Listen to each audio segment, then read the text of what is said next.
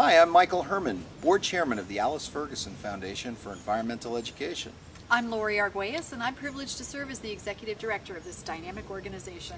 You know, Lori, for nearly 60 years, the Alice Ferguson Foundation has been at the cutting edge, connecting kids to nature before environmental education was really thought of as a course of study. And today, thanks in part to our efforts, every high school student in the state of Maryland will be required to demonstrate that they're environmentally literate citizens upon graduation. Well, we have a long history of designing change, so the BoardSource theme for this year's Leadership Forum really resonated with us, especially as our next cutting-edge effort is to fundamentally change the way design occurs. Design of buildings, that is. Well, you know, it turns out that buildings are in fact the largest consumers of energy, and we know that our current approach to the built environment is just not sustainable. We needed to construct a new day-use building, as well as replace an aging overnight lodge.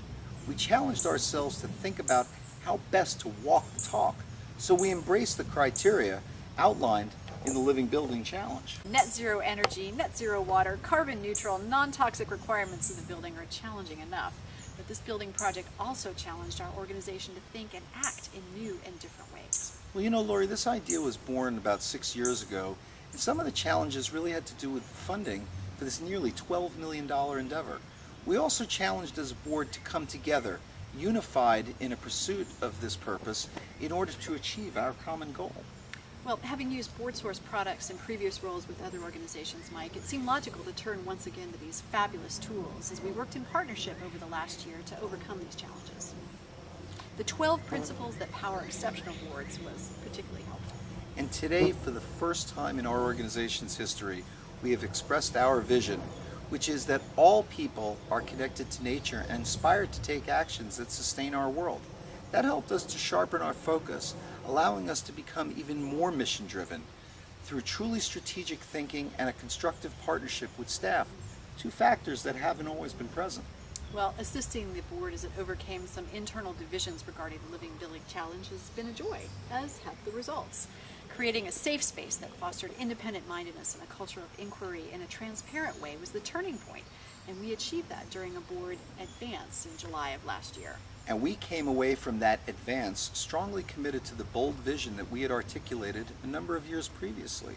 And the resources have followed that commitment, and that's key. Because we serve a lot of Title I schools, we had always envisioned that this, a public-private sector fundraising effort over the past 6 months, we augmented our private sector fundraising efforts with substantial commitments from the public sector at the state and county levels. Well, it's amazing, Mike, to think that we have 85% of the funds needed to complete constructions on all phases of the buildings.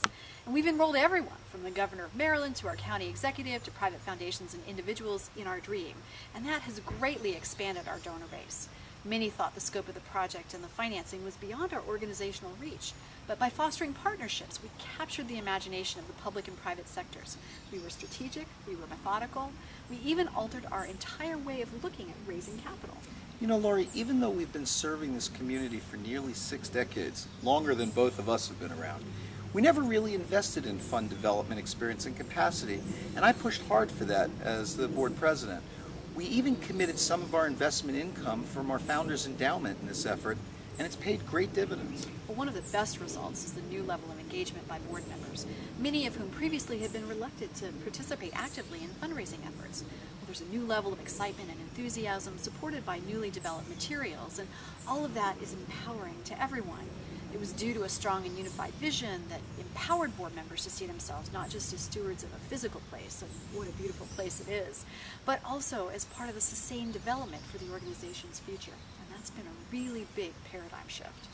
You know, in concert with all of this is a renewed commitment to the basics.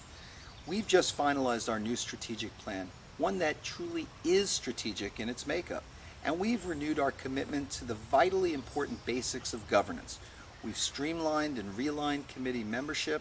We've updated our bylaws with the support of our organizational membership to include purpose statements from our newly created charters for our standing committees.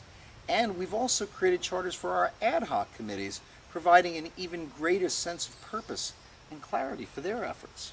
Well, you know, Mike, it strikes me that the Alice Ferguson Foundation did just fine as it was for many years. But now, as we have intentionally set about designing change, we are at the crossroads of the exceptional.